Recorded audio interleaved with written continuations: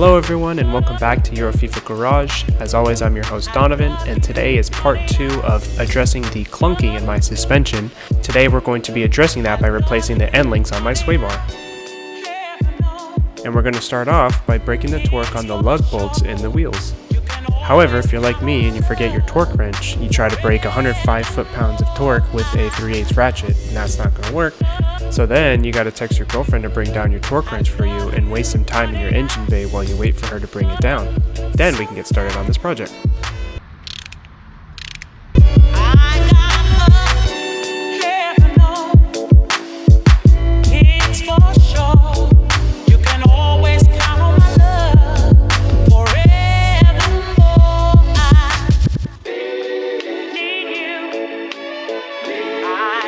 Once that's been done, we're going to go back to the cart and we're going to make sure we have all the tools ready for the job.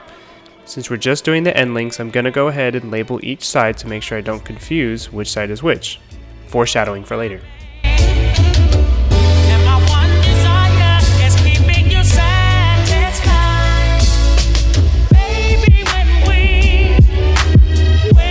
For these end links, they're going to have a T30 counterhold which goes in the center of the bolt with a 16mm nut which goes on top of the counterhold. A good practice to make habit is to make sure that all the parts you got are not DOA. As you can see here, once I take them out of the bag, I do a quick visual inspection and make sure that there is no leaks, boots open, and that the joints feel nice and firm just like OEM should feel.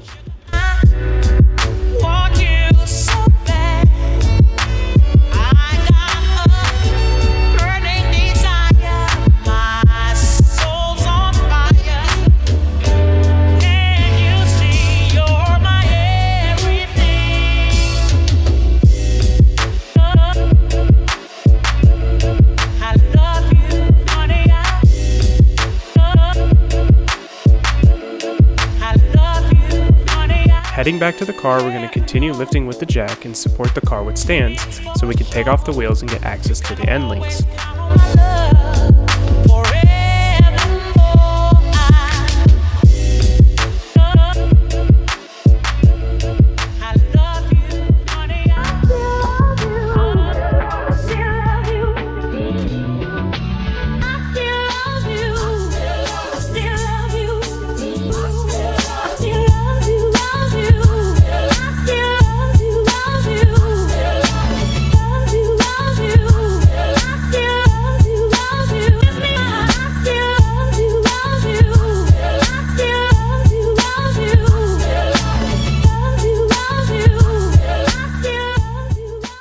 Taking a look inside the wheel well, we see where the end link meets onto the shock as well as into the sway bar.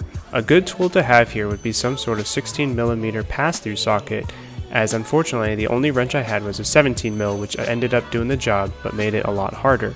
You'll need the T30 as well to put in the middle of the bolt and counterhold while you're loosening the nut. Moving to the bottom where the end link meets the sway bar, and this one was a lot tougher because unless you take the splash shield off, you're going to have to maneuver your sockets around a lot of different components. What I ended up doing was forcing the ratchet behind the splash shield and trying to do a counterhold with the wrench to be able to do both at the same time and make it a lot faster.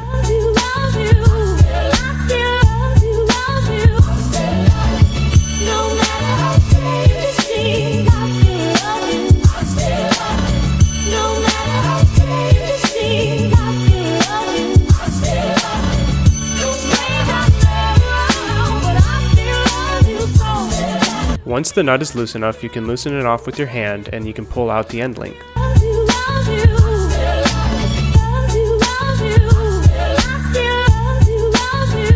Now that the old end link is out, we can see how it compares with the new one and put them side by side to inspect visual integrity.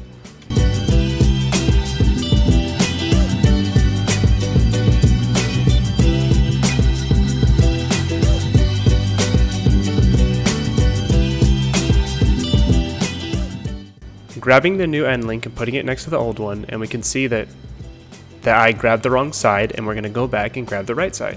With the two parts side by side, we can see how much more play is in the old one compared to the new.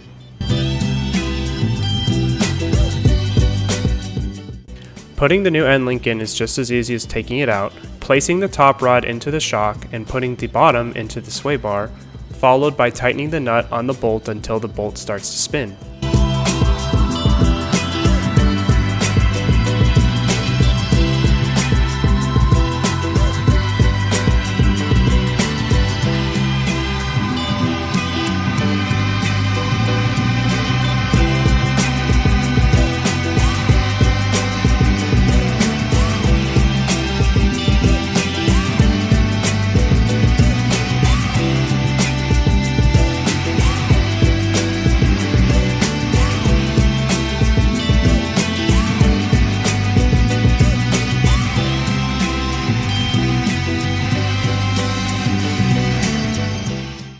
According to the service manual, the new bolt will be torqued down to 56 Newton meters or 41 foot-pounds of torque.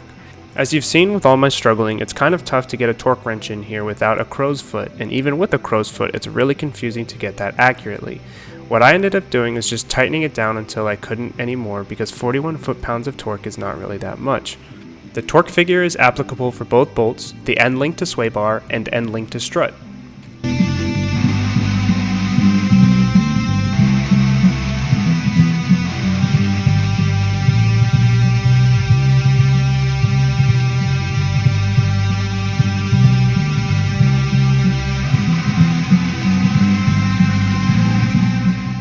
Switching to the passenger side, it's the same struggles as the driver, except now everything is flip-flopped.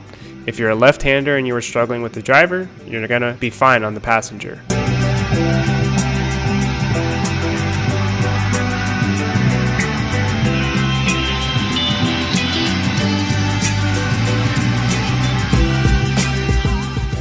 While the passenger side was a little bit easier, what I found difficult was actually trying to see where I was going because of all the components in the way.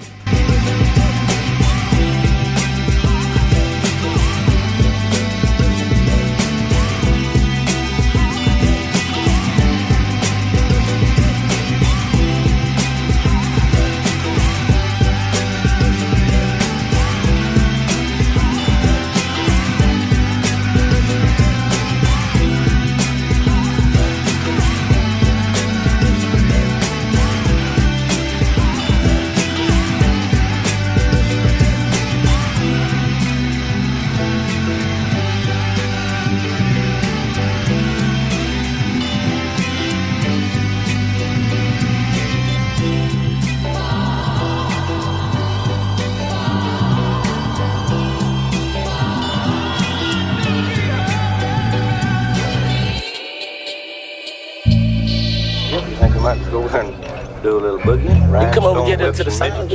Yeah, come on over. Come on. You got some good records, some good music? Got everything you need over there. Soul, baby, soul. I dig that.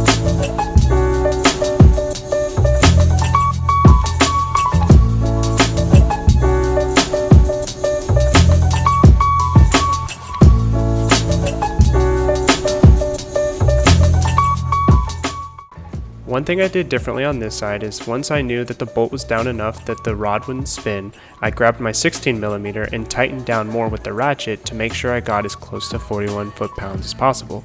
I redid this on the other side, but I didn't record it just because it's the same process.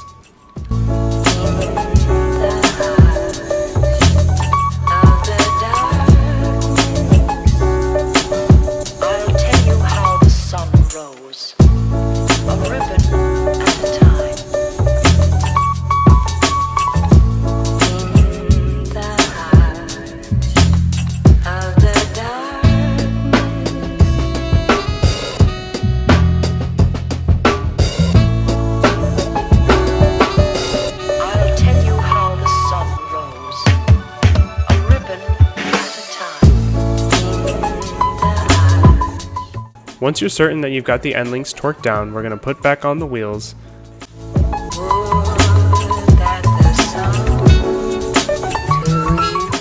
Make sure you hand thread your lugs in first, as you don't want to be like Discount Tire and ugga dugga your lugs to cross-threaded heaven like I did in the past.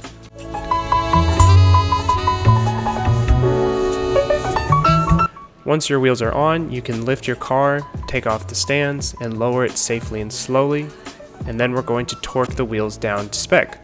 Torque spec for most F32s and F30s is going to be 105 foot-pounds or 140 Newton meters. If you've got a torque wrench like mine, it does the conversion for you, so you really only need to know one of the numbers. If you see on the front side where I have it on Newton meters, it says 140, and when I flip it over, it says 105 foot-pounds.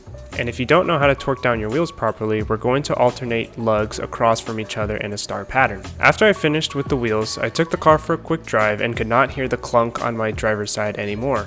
While I don't know if the end links were the culprits in question in regards to my clunking, I will be listening closely to make sure that the sound doesn't come back, and if it does, something's causing premature wear on the end links. And with that, this is the end of the video. Thank you for sticking around to the end and watching Eurofever Garage. As always, I'm your host Donovan.